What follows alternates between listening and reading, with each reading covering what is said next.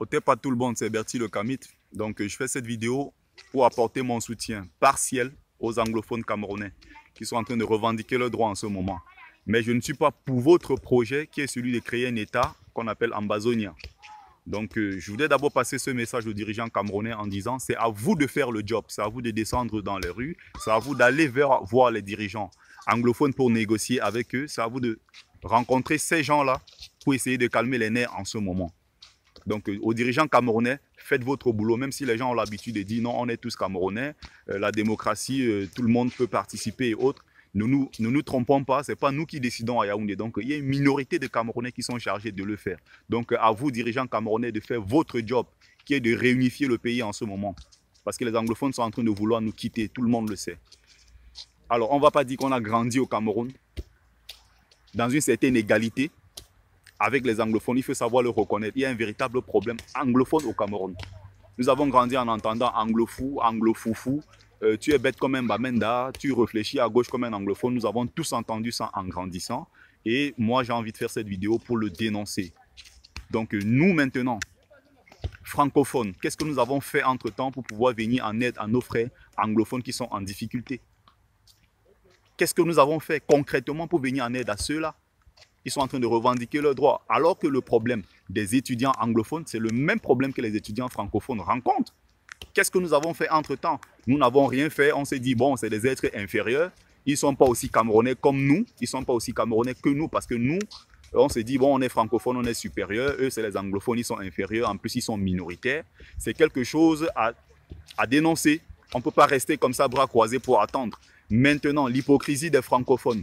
On attend quand les anglophones commencent à brûler notre drapeau à nous tous. Et les gens font des vidéos à la con pour dire, si ça ne vous plaît pas, allez au Nigeria. Si ça ne vous plaît pas, on va vous traiter parce que là, vous abusez, vous avez brûlé le drapeau de notre pays. Vous êtes venu prendre le nôtre, déposé au sol, vous avez affiché votre drapeau. C'est une hypocrisie. Qu'est-ce qu'on attendait, nous, depuis francophones, pour intervenir? Qu'est-ce qu'on attendait pour venir en aide à ceux-là qui revendiquent le même droit que nous-mêmes?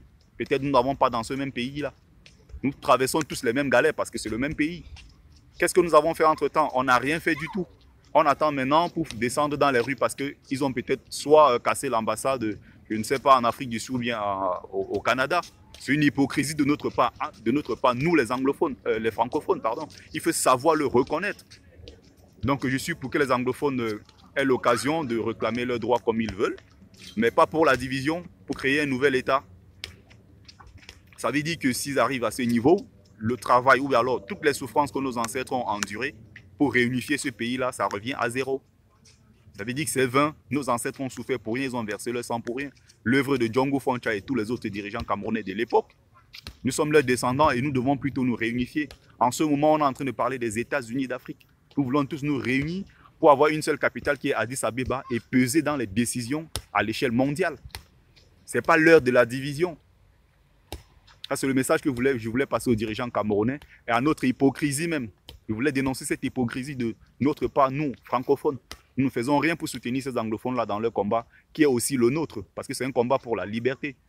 On ne peut pas se dire libre, nous, francophones, quand nos frères sont en difficulté, dans des bunkers et autres où ils ont été enfermés. Sachons sortir pour dénoncer ça.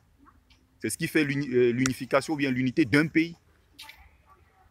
Maintenant, de l'autre côté, c'est un conflit qui me semble complètement inutile, un conflit anglophone contre francophone. Ça veut dire encore, c'est nous les Noirs, nous nous entretuons pour la langue des autres. C'est un peu comme en Afrique, on va voir des conflits, je ne sais pas, musulmans contre chrétiens. Il y en a eu au Nigeria, il y en a eu en Centrafrique. Donc des milliers de Noirs, des millions de Noirs meurent depuis des siècles, oui, pour des religions qui ne nous appartiennent pas. Aujourd'hui encore, on va se faire un conflit au point de diviser notre pays, toujours encore à cause des langues qui ne nous appartiennent pas. Et les Anglais de l'autre côté, ou bien les Français, ils se moquent de nous, ils se disent, mais attends, les négros, ils sont en train de s'entretuer pour nos langues. C'est incroyable, on ne peut pas en arriver là. Maintenant, votre projet d'Ambazonia.